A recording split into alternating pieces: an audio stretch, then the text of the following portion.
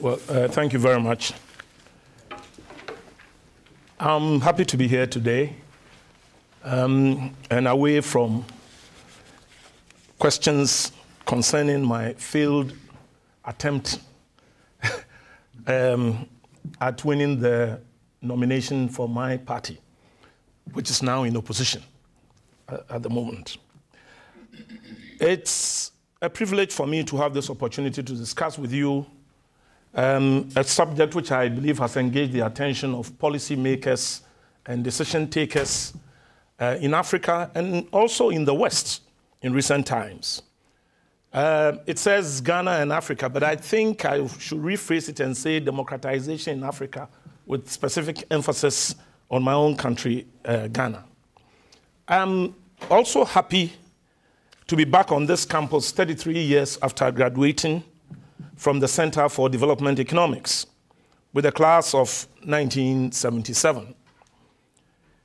And after being fed on a diet of development economics by Paul Clark Winston, Gordon Winston, Henry Bruton, John Sheehan, and others, we felt ready and able to go back home and assist in the ongoing process of development. But I believe that many of us did not fully appreciate the relationship or the impact of politics on development and the relationships between governance systems and economic development.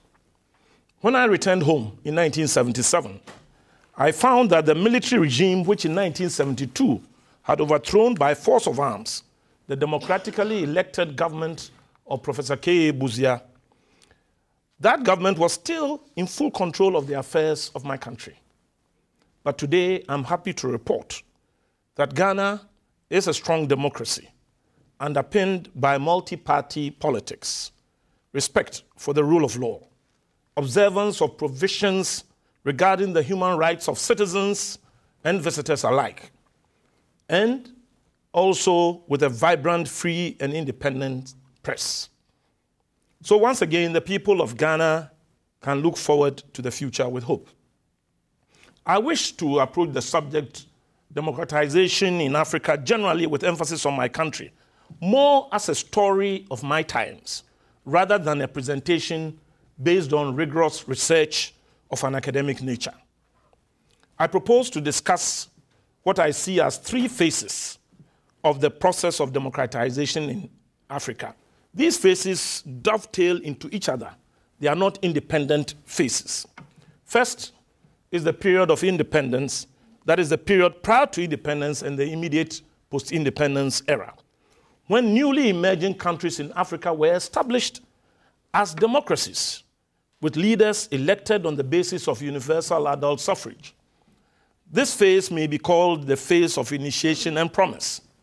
Second is the era of military rule and dictatorship, interspersed with short periods of democratic rule, which may be described as the phase of retreat, the phase of personal rule, and also a transitional phase.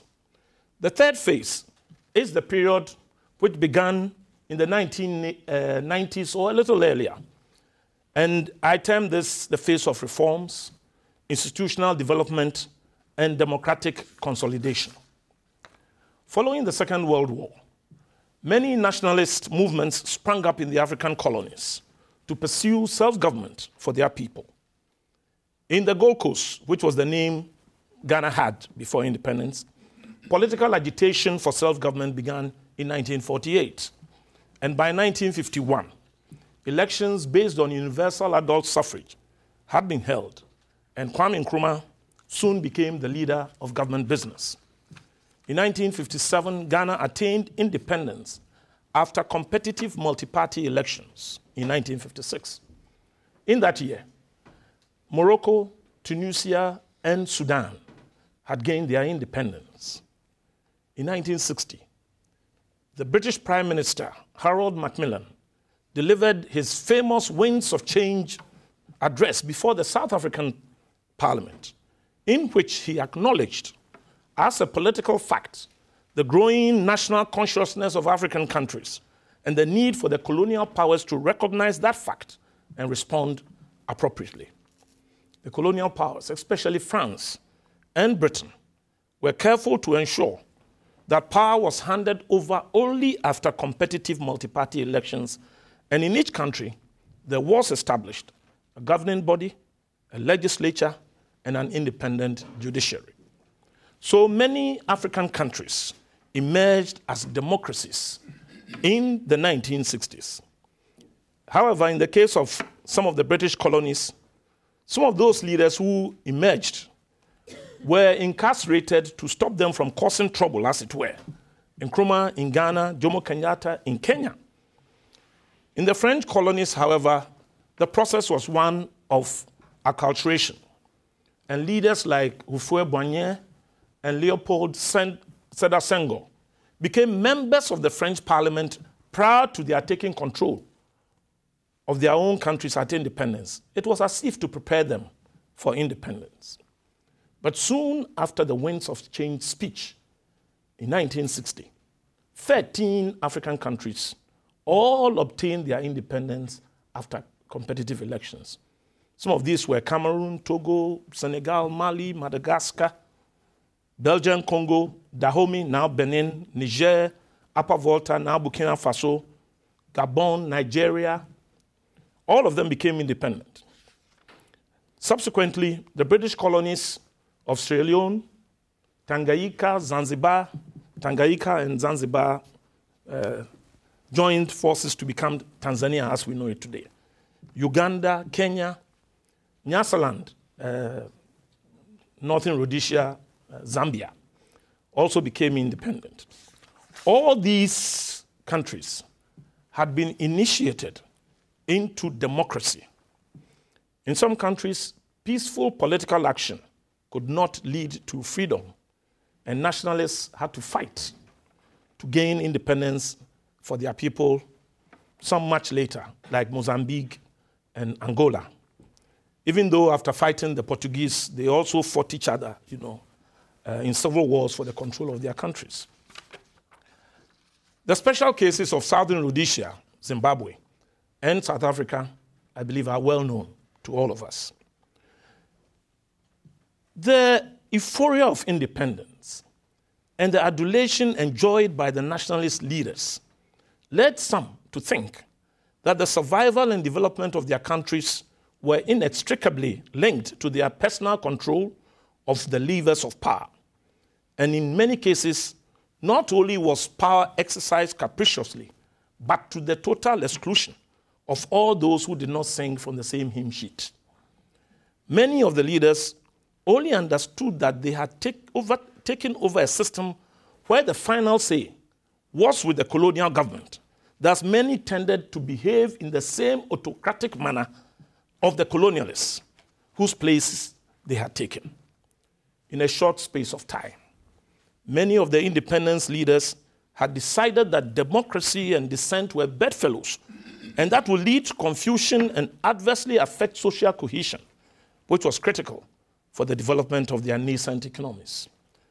The raging Cold War between the East and the West provided a ready model for many to appropriate. The argument was advanced that multiple political parties were often ethnic-based and would not foster unity. And in good time, many African leaders turned their countries into one-party states, and their leaders visited Moscow, Beijing, and Havana, and forged closer ties with these socialist and communist countries. In Ghana, the Convention People's Party became the sole party, and Kwame Nkrumah the supreme leader. And symbols of the party replaced the national symbols. Even the Ghana flag of red, gold, green became the CPP flag of red, white, green. In many countries, opposition leaders were exiled or placed in protective custody or preventive detention. Dr. K.A. Buzia, the Ghanaian opposition leader, fled into exile while many of his colleagues and supporters were incarcerated. In Kenya, in the 1960s, the Kenya People's Union was banned, and its leaders harassed and imprisoned for their opposition to Kenyatta's KANU. Some of us still remember the murder of J.M. Karuiki, who was well known, certainly in West Africa, in the pre-independence era as a freedom fighter. We also recall the opposition of the Bagandan people to Ugandan President Milton Obote led to the scrapping of the kingdoms and the exile of the Kabaka of Buganda. We can say that many of the independence leaders became autocrats who marginalized forces of opposition and left no outlets for alternative political expression. The promise of independence, a better life for the African people, could not materialize. It was no wonder that the first phase of democratization in Africa, the initiation phase, did not work as envisaged. And soon, and in many instances, men in fatigues, who had often been used by the colonial masters and the new African governments as instruments of oppression, overthrew their own governments. The early leaders used their control of the legislatures and their law-making powers to emasculate the opposition and establish single-party states.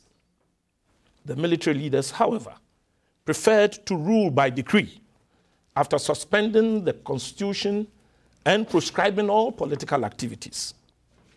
In Ghana, I was still in secondary school when a group of us heard on the radio early morning on 24th February 1966 that Dr. Kwame Nkrumah had been overthrown and the political party he founded was proscribed. Ghana was now in the second phase. Colonel Kotoka, leader of the coup, promised a return to democratic rule. Many political prisoners were released, only to be replaced in their public accommodation by Nkrumah's ministers.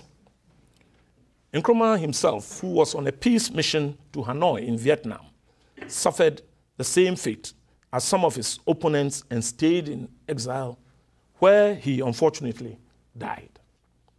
In January of the same year, Major Izwegu had led a bloody coup d'etat which overthrew the government of the Federal Republic of Nigeria. Before the Ghana and the Nigerian coup, President Olympio of Togo had been assassinated in a coup led by General Nasimbe Eyadema. In the 1960s alone, there were 21 coups d'etats. The continent at that time was plagued by the scourge of military rule. Musa Traore, Mali, 1968. Colonel Muammar Gaddafi, 1969 in Libya. General Amin, 71 in Uganda. Matthew Kerekou, 72. It goes on and on. In my own country, Colonel Champon in 1972 and Jerry Rawlings in 1981. The hallmark of all these military rulers is that they came to power as saviors of their countries from autocratic regimes. But in practice, they came not to restore democracy, but to keep power to the exclusion of everyone. They brooked no opposition and often used violence, murder, and imprisonment as instruments of policy in order to cow the people into total submission. Often, the military took advantage of conditions of instability, political and economic, to remove politicians from power with a promise to restore normalcy. Under military rule, the leader often dispensed largesse to his favorites, usually from his own ethnic group. They were given positions of authority and became beneficiaries of business deals. They in turn supported and defended his actions. Opposition to military rule, perceived or real, was crushed ruthlessly, and many people were incarcerated without due process, and some were eliminated. This was a period in Africa where democracy was in complete retreat. When Colonel Champon in Ghana overthrew the government of Professor Buzia, he gave a rare insight into the reason for coups in Africa. When in his very first broadcast, he said, even the few amenities which the military enjoyed under Nkrumah had been whittled away. It is obvious that the military had not come for a few amenities, but for everything. In 1981, J.J. Rawlings overthrew the civilian government of Dr. Liman and succeeded in eliminating his opponents in a ruthless and efficient Machiavellian manner. In his first coming, and 81 was his second coming, in his first coming in 1979, he had supervised the execution of 6 senior army officers, including 3 generals who in their turn had been heads of state, in what he called a house cleaning exercise. In his second coming, a most heinous crime was committed when 3 high court judges who had given judgments against the previous regime of Rawlings were picked up by agents of the regime during curfew hours and brutally murdered. In Nigeria, the famous Nigerian poet Ken Saro-Wiwa was executed by General Abacha, attracting international outrage. Among the most notorious African military rulers, one must not forget General Idi Amin, whose ruthlessness was legendary. His period in charge saw disappearances, murders, and the massive exodus of Ugandan nations and the confiscation of their properties and businesses.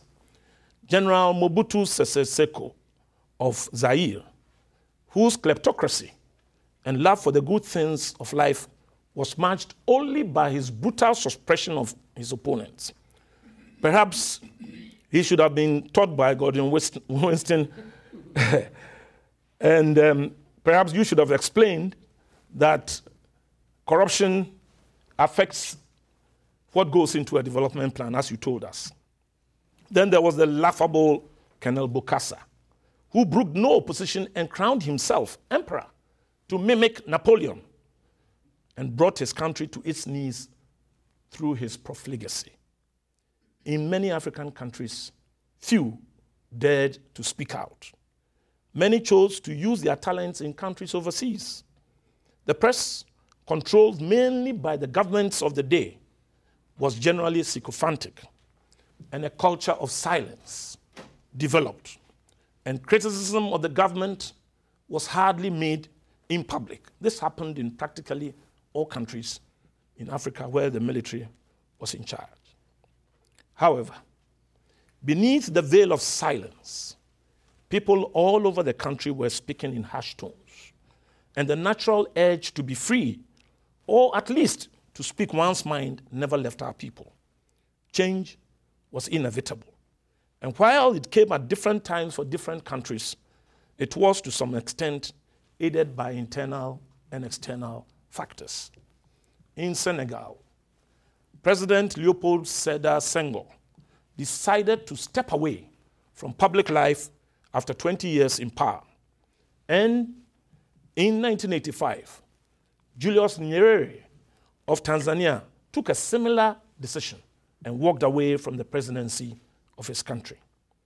In Ghana, a university professor, the well-known historian Professor Dubois, gave a series of lectures criticizing the military in 1988. His reflections are published in a book published in 1989, The Ghanaian Sphinx, Reflections on the Contemporary History of Ghana, 1972 to 87. And the culture of silence after that speech, after that series of lectures, was broken and tongues were loosed. In South Africa, after months of quiet negotiations, Nelson Mandela was freed in 1990 after 27 years in jail. And the apartheid system of separate but unequal development of the black and white races collapsed. In French-speaking Africa, starting with Benin, in 1990, national conferences were being held together, bringing together all known political forces to dialogue their way back to democracy. In fact, President Kerekou, who had initiated the national conference, lost power after elections which were conducted in that year. External factors, and like the fall of the Berlin Wall, the breakdown of the Soviet system, and the fragmentation of the Soviet Union were also important. For those who relied on the Soviet Union as a patron, realized that the world had become unipolar and the United States was the only power. The patron, the Soviet patron, was no longer in a position to keep clients in Africa. then the role of the IMF and the World Bank, especially in the 1980s, was also critical, as they now required good governance and transparent reporting systems for their support. Democracy was suddenly fashionable again, and the end of the era where one man occupied the entire political space was now in sight.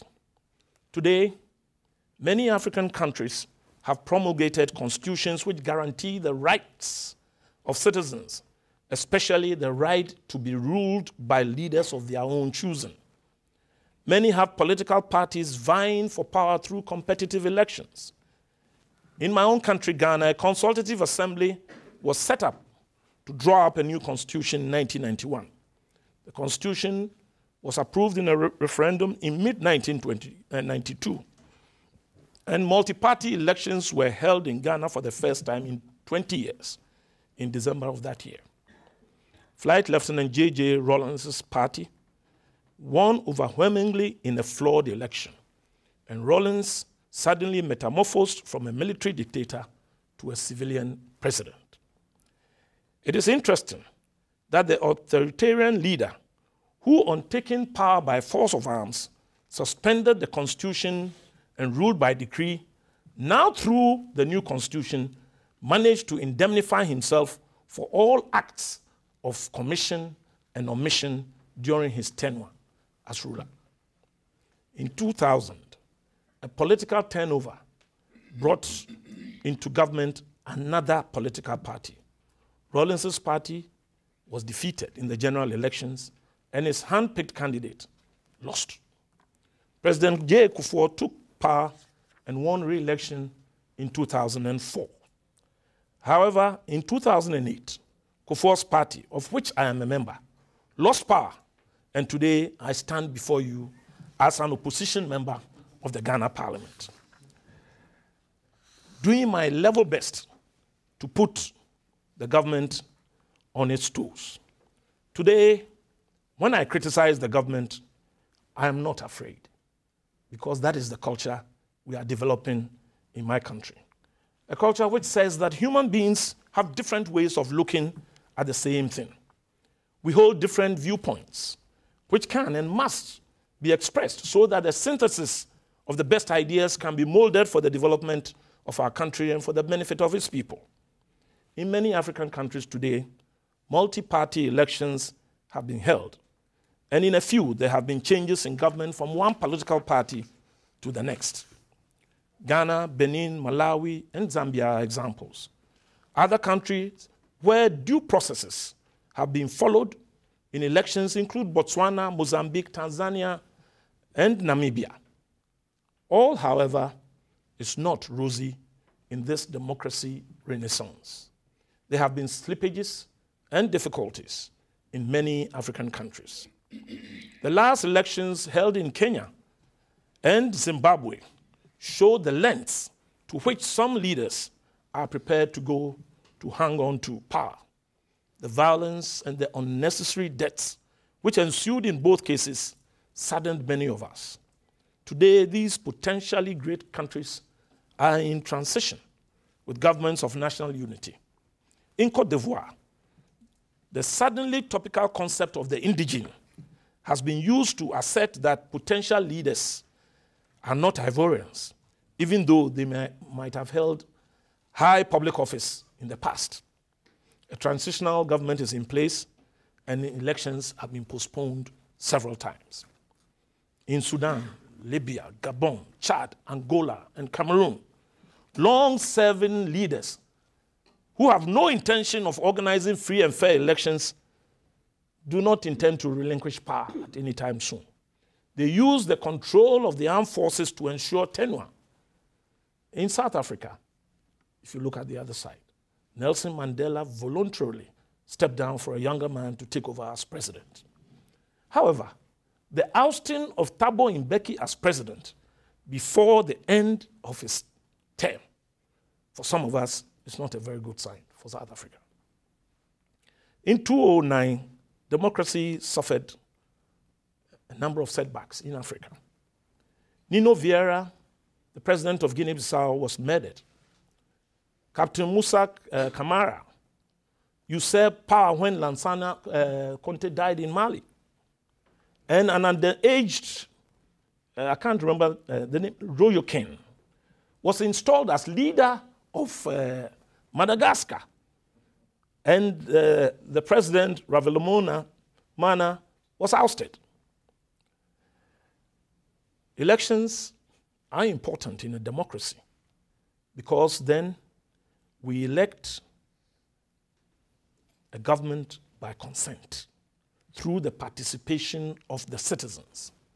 But equally essential is the building of institutions which can underpin democracy and make it work for the benefit of our nations. A vibrant and independent free press is absolutely essential for the development of democracy. We in Africa need open societies where information flows freely and informed people can make informed decisions. In Ghana, the criminal libel law, which had been used to shackle the press, essentially criminalizing free speech, was repealed under the previous administration. And a Freedom of Information Bill will be debated and passed in the next session of Parliament, which begins in a few days' time. There's also the institution of Parliament itself. Parliament has to be resourced to enable it to play the oversight responsibility that it is supposed to play over the executives. But in many African countries, Parliament is unfortunately dependent on the executive for resources. Justice and equity are also important. In many of our constitutions in Africa, you will find provisions which make for a free and independent judiciary. And yet, government interference in some countries happens almost on a daily basis. I believe also that we have to encourage the NGO sector to be vibrant, to promote transparency and good governance in the whole business of democracy. I began by saying that we were moved into democracy by our colonial masters, but we did not, at that time of independence, have the institutions which can support democracy. So our leaders tended to behave just like the colonialists, tended to wield power.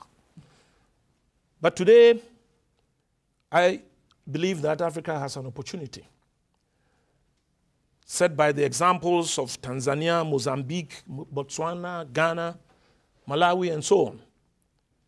And if we grab that moment, I think we can make democracy work for our people.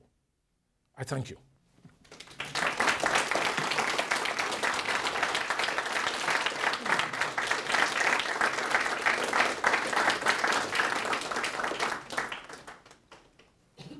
So I'll take some questions. Yes, sir. Maybe I can be of assistance by recognizing people there. Go ahead. No, I come from a country that has also a turbulent political history with a lot of coup d'etat and interruption of the democratic process. And after studying deeply the Argentinian history, the main conclusion emerges, that is that we don't have a professional civil service, a system of merit, where the civil servants are stable. We have a kind of a spoil system. The spoil system was a kind of system that the US used to have in the 19th century, and was a bad system, but at the time, the size of the US government was only 5% of GDP. So even if the government was not good, it didn't harm too much the process of development. Now, when you do have a spoiled system and the government has 40% of GDP, the result is disastrous. And then, well, what you play in an election day is too much. It's like having a poker game where you play not for $100, but for $10 million. So there is a fight between the different factions, fraud, invasions into the freedom of the press, a lot of problems, because what you play in an election is too much. The way to reduce the game, what you play in the game is to have a strong civil service where the state is professional and all civil servants are appointed by merit and have long-term careers. In those cases, it is possible to have, I believe, a stable democracy because you, in each election, you don't play too much. This has been the problem of Argentina, and I guess maybe of Africa too. What do you think about this? Yeah, well, I can say a few words for those of us who come from former British colonies, because there we have professional civil service. I don't know, I'm sure Tanzania is the same. It's only the leadership, which is often sometimes changed when a new political party. But many of I can tell you that about 95% of the people who work in the civil service are just there. They are there providing advice and support to any new government which comes in. They are supposed to be apolitical, even though if they are political at all, they don't show it. You know, they all exercise a vote. Even the electoral commissioner who supervises votes, the election process, also has a vote. So in many of our countries in Africa, the civil service is a professional civil service, okay? To the extent that government controls a huge chunk of the GDP, of course, then the stakes are very high in every new election. Because whether it's civilian or military, government has the capacity to decide on which contracts to award to whom. Except that in Ghana now, we have put in place a procurement law, which makes it very difficult for government to privately award a contract without publishing the details of a contract for anybody who has capacity to also apply. Okay? So that removes some of the corruption, which you normally find when governments do deals with businessmen.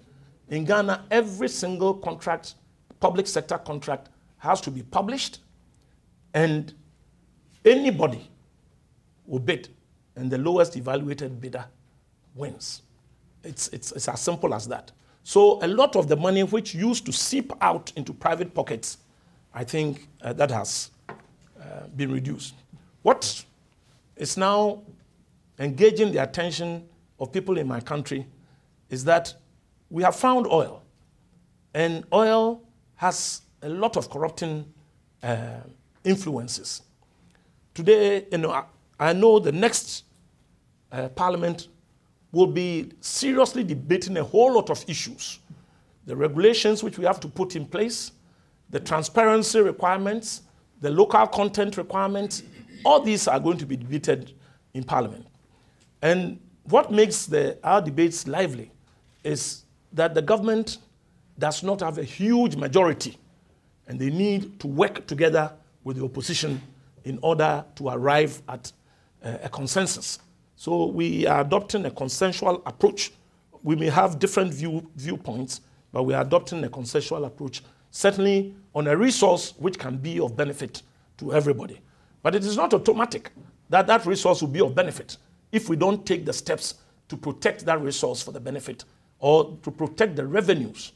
For there's a oil revenue management bill, which is just come to Parliament, which we'll be debating. But I agree with you. I understand the plight of Argentina. This business of winner takes all. In Ghana, there's an ongoing debate to allow mayors of towns and cities to be elected. At the moment, they are not. They are appointed. They are appointed. Regional ministers, city mayors, they are all appointed by government. We feel that government has too much power.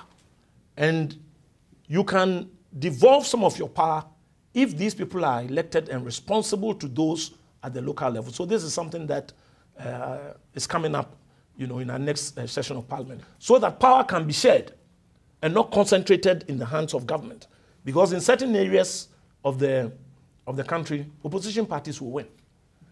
And therefore will feel that they have a role also to play. I could just ask for, when questions are asked, we speak up, because we are recording this actually, and want to get everybody's questions clearly expressed. Yes, sir. Well, my name is Musharraf Bhuiya. I am from Bangladesh, a country similar to your country, most likely. I had been to your country in 2008. This is the only country in Africa I visited. Of course, the South Africa is much more ahead of you, and I also visited that country in 2005.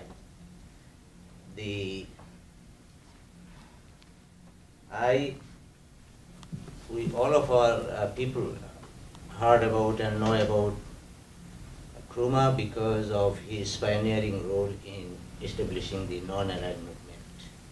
And we all know Mr. Kofi Annan because of his role in the UN. We consider Ghana to be one of the progressive countries in Africa. My question is about the politics and the country system of your country. First of all, in many African and in less developed Asian countries, there exists confrontational politics.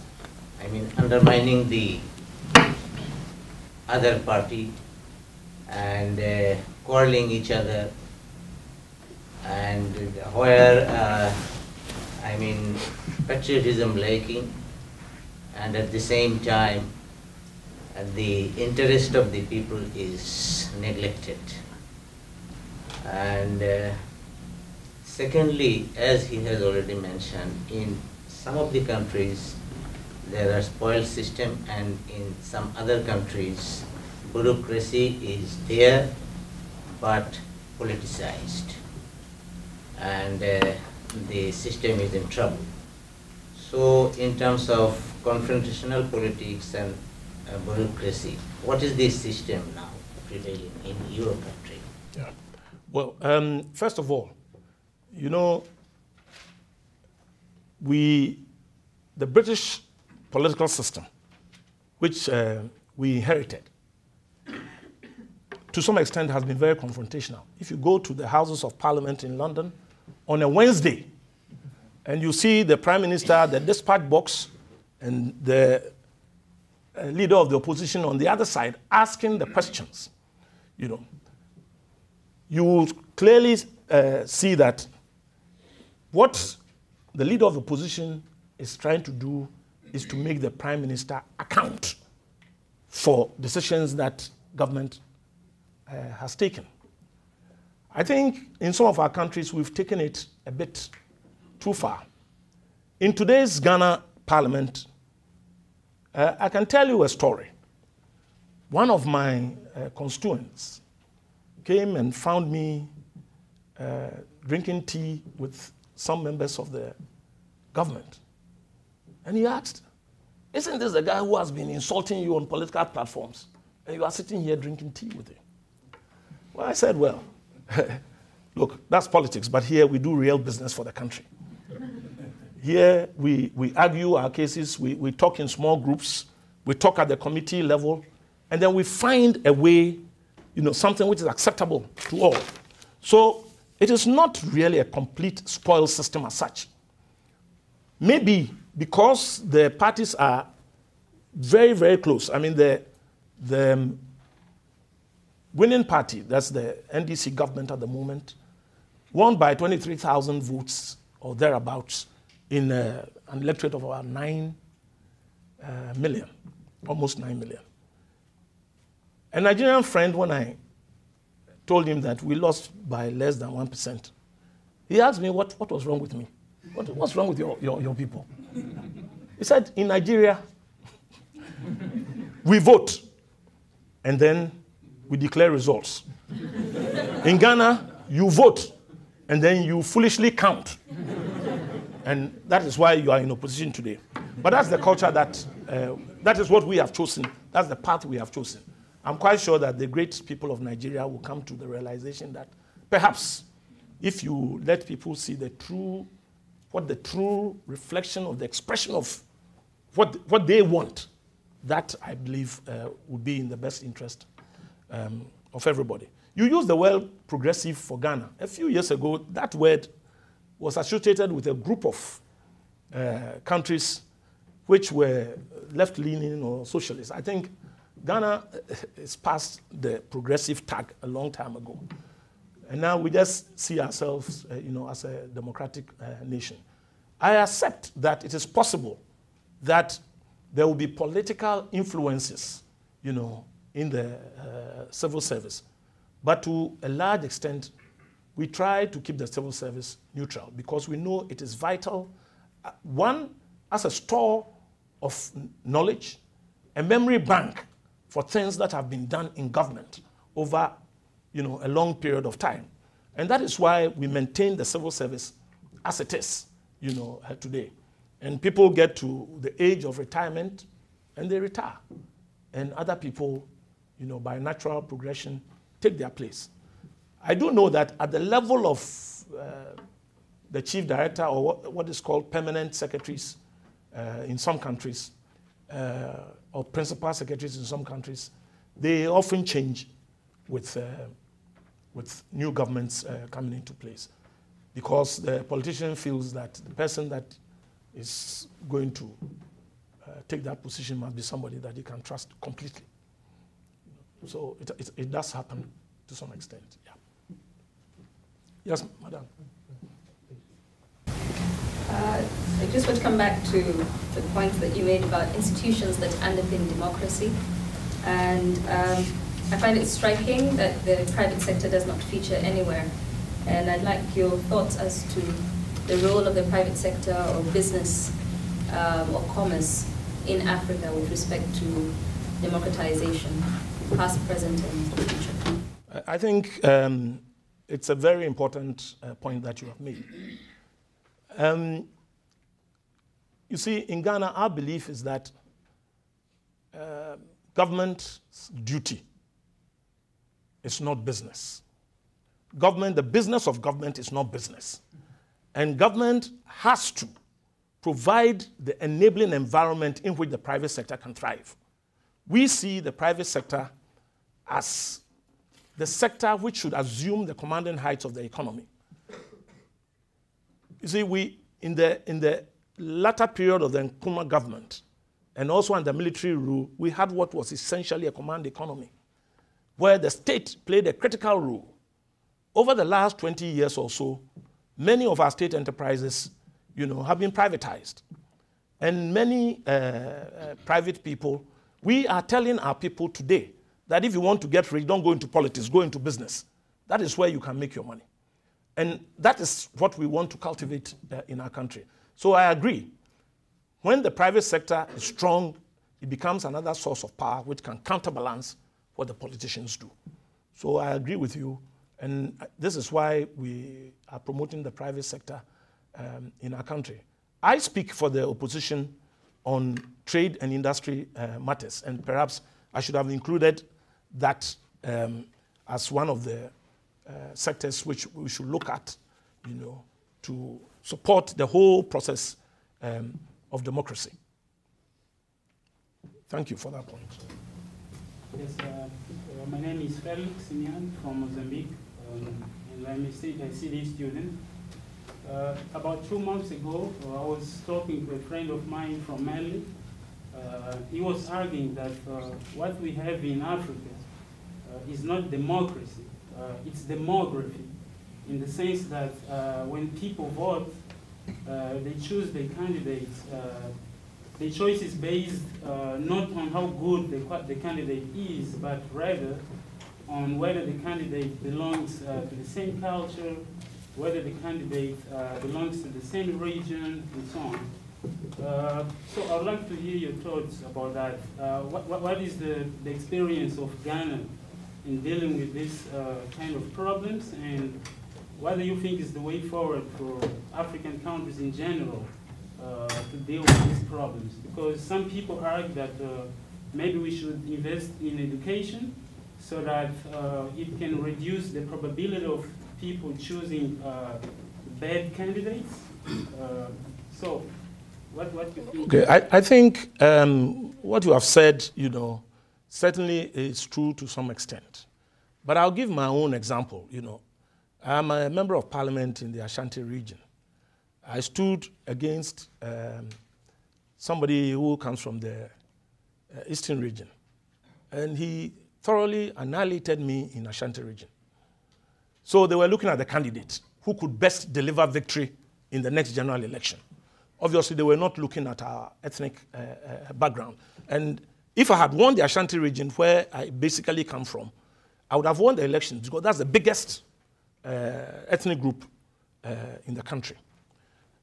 It is also true that in the last elections, which we held, the opposition parties, my party, won most of the seats in the Ashanti region, while the other party won most of the seats in the Volta region, where Rawlings comes from. But there were 8 other regions which were toss-ups. So what I believe is happening in Ghana today is that people are moving across party lines, ethnic lines, to join various political parties. You find a lot of Ashantis in the government of the NDC, as you find people from the Volta region also in the LPP. We are conscious that there is a problem. In 1969, we had a parliamentary system of government. That is, our constitution was modeled on the British system, which meant that if you were not a member of parliament, you could not become, say, a minister. And at that time, Professor Buzia's party, which won the elections, did not win a single seat in one of the regions, as a result of which nobody was appointed, had a ministerial appointment from that region. And that brought in a lot of resentment and may have been one of the contributory factors to the coup d'etat, which happened a couple of years later. The new system that we have is a hybrid between the American system and the British system, where a president can select people from within parliament and outside parliament. The president can look for any talent anywhere and bring that talent on board. And the Constitution expressly calls for regional balance in making appointments. So governments are more careful, regional balance. What they don't talk about, which they probably should talk about, is gender balance as well. We only talk about regional balance at the moment, And so yes, there is a problem, but I think we are trying to address it. Yes, sir. Yeah, thank you very much. My name is Kunsel Lameng from Swaziland. I heard you commending Kenya and Zimbabwe on their coalition governments. No, on the contrary. On the contrary. I said there were governments in transition. Okay. So do you think what happened in Kenya and Zimbabwe are good things? Because I think when the media and a lot of people believe that President Kibaki in Kenya lost the elections, and in Zimbabwe President Mugabe lost the elections, but Kofi Annan came and put them together. And do you think it's the right way for Africa to go if maybe a party that is in power loses elections and they decide to reap and they all create positions that are not constitutional? Well, I think that Kofi Annan did what he did because in diplomacy you try to do the best given the circumstances. Mugabe was not going to relinquish power anyway. He took it. He had taken power irrespective of the results, and there was nothing which regional bodies could do. The OAU, for example, has completely, ostracized people who do that sort of thing. But it's almost powerless to enter into Zimbabwe and put things right. The Kenyan case, I think I also expressed regret at the violence and the deaths here. But I think Kofi Annan tried to find a way to bring the opposition into government. And that appeared to be the format which was acceptable at that time to both sides. I don't think it's the best, But here is an international diplomat like Kofi Annan going into Zimbabwe when they were not even prepared to listen to him initially.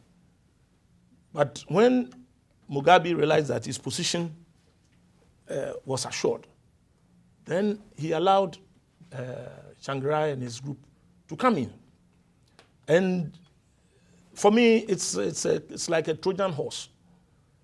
Time will definitely ensure that the people who should be in power will be in power. The next election will be different. Because now they've been out of government for so long, they have not even understood these arrangements. They have never been in government, let's put it there. All the opposition parties have never been in government. But now, they have an opportunity in government. And I'm sure that the next elections could be a different story. And then they will be stronger also. After years of battering and suffering, the opposition parties were very weak. And yet, as a result of support they got from wherever, they were able to compete, both in Kenya and in Zimbabwe. Today, they are members of government, okay? But I think that tomorrow it could be a different story. So with diplomacy, sometimes you go by successive approximations to get to where you want to get to.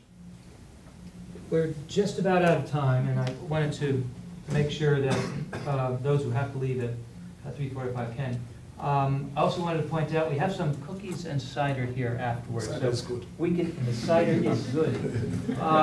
So we can stay and continue the conversation with Mr. Osei as we go along. But I was going to actually exercise a chairly prerogative here and ask the last question. Well, I think this gentleman has had his hand up Then for I'll quite a ask long the time. second to last question. Okay. So, yes. yeah, you had your hands up. I can. No, please go ahead. I don't want. No, go ahead, please. My wife, Mr. Osei, this is fascinating. My wife and I have spent the last several years working to help small educational projects in Rwanda. In Rwanda. Rwanda, okay. And as such, we depend on benefactors here to give us some resources to help these things. We find ourselves in the middle of your lecture all the time. From people from the United States with a certain view of democracy, comparing them against what might be happening as they read in the New York Times in Rwanda. And I noticed in all your examples, you did not cite Rwanda in any of your stages. I just wondered if you had any reflections without pressing you to go over any elements that you feel uncomfortable about. Okay, I don't know enough about Rwanda, but there's a Rwandese here, isn't there? Yes. I know there's one. Perhaps he can tell us. I already asked him. Perhaps he can tell us a little more.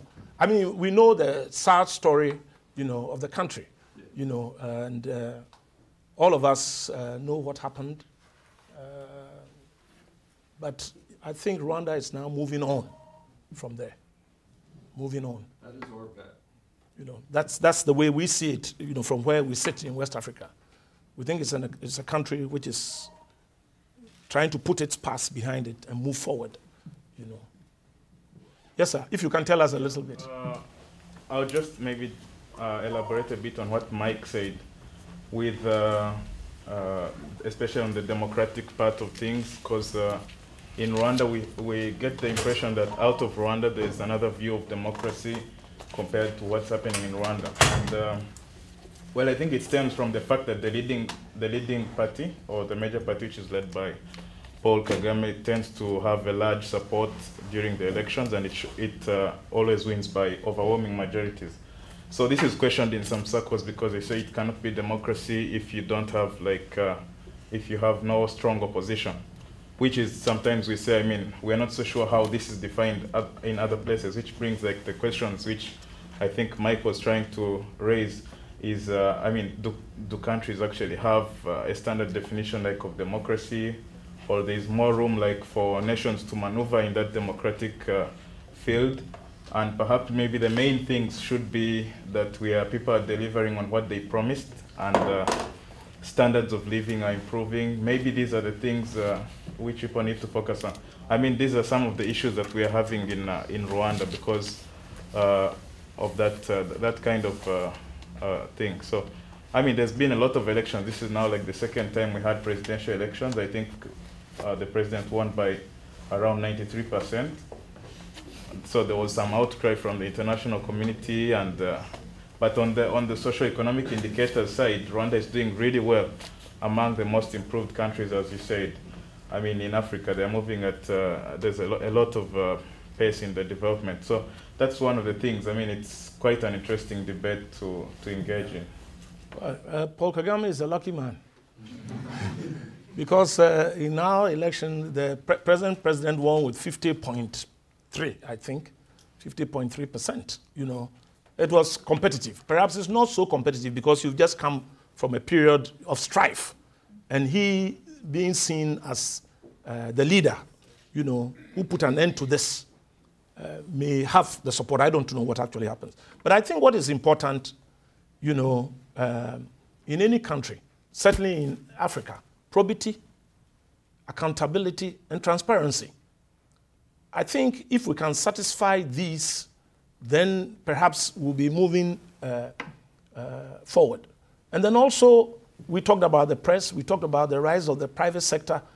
All those things, if the government is too big in a country, then the president is holding all the levers of power. I think perhaps when you leave, you go into the private sector and see what you can do. I don't know. Well, thank you very much, Mr. Osei. Yeah. I'm so glad you're here today and that we're able to tape this for my students.